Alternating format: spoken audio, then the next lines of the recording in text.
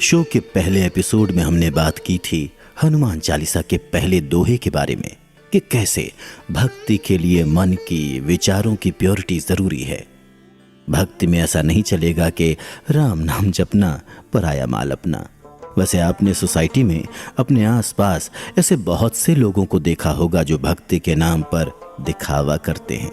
वो बड़े बड़े धार्मिक प्रोग्राम करवाते हैं, यज्ञ भंडारे आदि करवाते हैं, लेकिन ऐसा करते हुए उनकी चाहत होती है कि शहर के हर अखबार में उसकी चर्चा हो, उनकी वाहवाही हो। कुछ धार्मिक पोस्टर आपको ऐसे जरूर दिखाई दिए होंगे जिनमें भगवान की फोटो से बड़ी फोटो उस धार्मिक प्रोग्राम के ऑर्गेनाइजर की होती है। यानी भक्ति तो हो रही है, लेकिन किसकी? क्या ईश्वर की? नहीं, भक्ति हो रही है अपने अहंकार की, ईगो की। मैंने ये काम किया, इतना दान दिया, इतने जाप किए, सबको पता चलना चाहिए। मेरी समाज में खूब तारीफें होनी चाहिए कि देखो कितना बड़ा भक्त है। आपने देखा होगा नवरात्रों या ऐसे ही उपवासों के समय कुछ उपवास रखने वाले लोग उन लोगों को लेट डाउन करते हैं जो उपवास नहीं रखते। वो हर किसी को गर्व से बताते हैं कि मैंने उपवास रखा हुआ है, जबकि तुमने नहीं। कुछ लोग भक्ति में ये तक मांग लेते हैं कि फला इंसान का बुरा हो जाए, उसे बिजनेस में घाटा हो जाए, वगैरह वगैरह। यानी वो अपने बदले के लिए भगवान की प्रार्थना करते हैं। ऐसा किसी भी तरह का शो ऑफ दरअसल ये दिखाता है कि भक्त का मन अभी शुद्ध नहीं हुआ है, उसे वाहवाही की चाहत है। वो भक्ति की आड़ में अपनी गलत इच्छाएं पूरी करवाना चाहता है और इसके लिए भगवान को जाप या पूजा रूपी रिश्वत ऑफर कर रहा है। भक्ति का एम है अपने अहंकार को झुकाना, इंसान को बच्चे जैसा निर्मल मन का बनाना जिसमें कोई विकार ना हो, कोई गलत विचार ना हो। मगर ऐसी दिखावटी भक्ति उल्टा ही करती है। वो इंसान की ईगो को, अहंकार को बढ़ाती है। शुद्ध मन से की गई भक्ति का सबसे बड़ा उदाहरण खुद हनुमान जी हैं। उन्होंने हमेशा निस्वार्थ भाव से श्री राम की भक्ति की और जो भी महान काम किए उनका श्रेय या क्रेडिट कभी खुद नहीं लिया। हमेशा बस यही कहा, ये तो प्रभु श्री राम की कृपा से हुआ, उन्हीं के बल से हुआ। उन्होंने भक्ति में श्री राम से कभी कुछ पर्सनल फायदे की चीज नहीं मांगी। वो तो इतना ही चाहते थे कि उनके मन में, उनके दिल में श्री राम और माता सीता बसे रहें और वो उनकी भक्ति करते रहें। वहीं दूसरी ओर रावण भी बहुत बड़ा शिव भक्त था, मगर उसकी भक्ति शुद्ध मन से निकली भक्ति नहीं थी। रावण ने भक्ति के बदले हमेशा वरदान मांगे, वो भी संसार के भले के लिए नहीं बल्कि अपने व्यक्तिगत लाभ के लिए। मैं अमर हो जाऊं, मैं पूरी दुनिया पर राज करूं।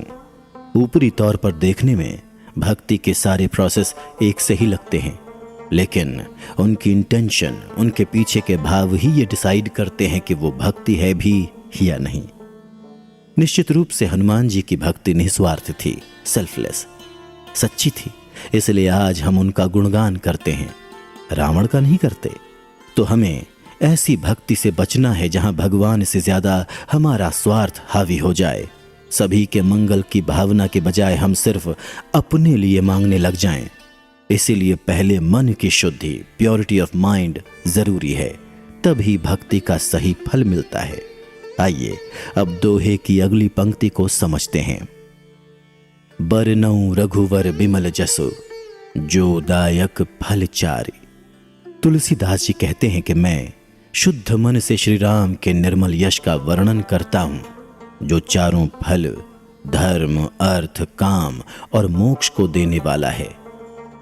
ये तो आप जानते ही हैं कि ईश्वर के हर एक रूप जैसे श्री राम, श्री कृष्ण, शिव जी, देवी माँ आदि के बारे में बहुत सी प्रसिद्ध कहानियां हैं। जैसे कि रामचरितमानस में भगवान श्री राम का जीवन चरित्र है, शिव पुराण में शिव जी की कहानियां हैं, श्री कृष्ण के बाल चरित्र और महान कार्यों पर तो बहुत से ग्रंथ लिखे गए हैं।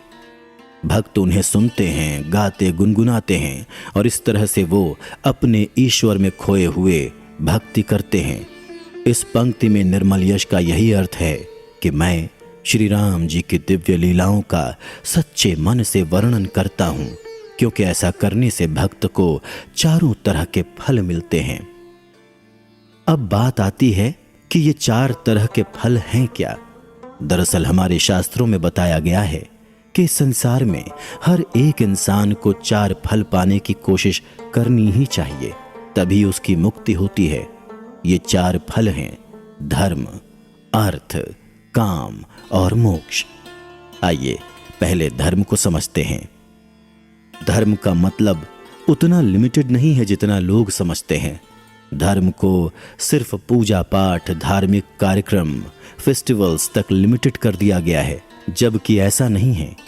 धर्म का वास्तविक अर्थ है हमारे करने लायक ड्यूटीज, हमारा कर्तव्य। अपनी सीमाओं और मर्यादाओं में रहकर जो भी हमारे कर्तव्य हैं, ड्यूटीज हैं, उन्हें बिना किसी स्वार्थ के, लालच के, सबके लिए अच्छा भाव रखते हुए बिना किसी लालच के करना, यही हमारा धर्म होता है। हर इंसान के संसार में बहुत से रोल होते हैं, जैसे कि पिता, माता, पति या पत्नी का, संतान का, बॉस या एम्प्लॉय का, और भी बहुत से रोल प्ले करता है वो। हर रोल की कुछ ड्यूटीज होती हैं, कुछ धर्म होता है। साथ ही हमारी इस समाज, देश, प्रकृति के प्रति भी कुछ ड्यूटीज होती हैं। इन सभी कर्तव्यों का पालन करना ही इंसान का सबसे पहला धर्म है। जो भी भक्त अपने धर्म का पूरी तरह से पालन करते हैं, भगवान श्री राम उनको उसका फल जरूर देते हैं। दूसरा फल है अर्थ, यानी धन प्राप्ति। दुनिया क्या कर रही है, इस बात को छोड़ दें। एक भक्त से उम्मीद की जाती है कि वो अपनी आजीविका यानी कि रोजगार में ईमानदार रहते हुए, किसी का हक न मारते हुए मेहनत से धन कमाएगा। उस धन से उसका और परिवार का भी पालन करेगा, साथ ही समाज के गरीबों के हित के लिए भी दान देगा। कहते हैं जितनी आपकी कमाई है उसका कुछ भाग किसी जरूरतमंद को जरूर दान करना चाहिए, वो भी बिना किसी फायदे की उम्मीद किए। ऐसा करने से हमारा धन, हमारी कमाई शुद्ध होती है, वो प्रॉस्पेरिटी लाती है। इस बात को थोड़ा डिटेल में समझना जरूरी है, क्योंकि संसार में पैसे की बड़ी माया चल रही है। हमें दूसरों को देखकर अक्सर लगता है यार वो बड़ा पापी है, करप्ट है, ब्लैक मनी जमा करता है, उसका तो कुछ बुरा नहीं होता, फिर हम ही क्यों ईमानदार रहें। तो मनी मेकिंग में ईमानदार रहने की आपके पास 2 वजहें हैं। पहली, आप हनुमान जी के भक्त हैं, वो कोई आम लोग नहीं हैं। भगवान पर आपको भरोसा है, उसको नहीं। जब आप हनुमान जी से या अपने किसी भी इष्ट देव से प्रार्थना करें, कुछ मांगें, तो अपना सिर ऊंचा कर पाएं, कह पाएं मेरी जीवन नैया अब आपके भरोसे है, क्योंकि वो सब जानते हैं। कुछ अमीर लोगों का जीवन बाहर से बड़ा चकाचक लगता है।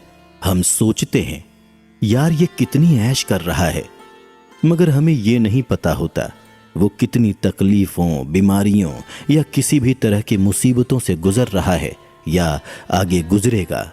ये आपके अपने हाथ में है कि आपको शुद्ध भक्ति की राह चुननी है या संसार में तरक्की के लिए शॉर्टकट की। माया या हनुमान, किसका चुनाव करेंगे आप? यदि आपका चुनाव हनुमान जी हैं तो आप अपना अर्थ यानी धन ईमानदारी और शुद्धता से कमाएंगे और बाकी चिंता उन्हीं पर छोड़ देंगे।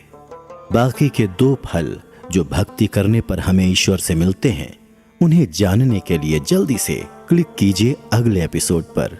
अभी के लिए सभी भक्तजनों को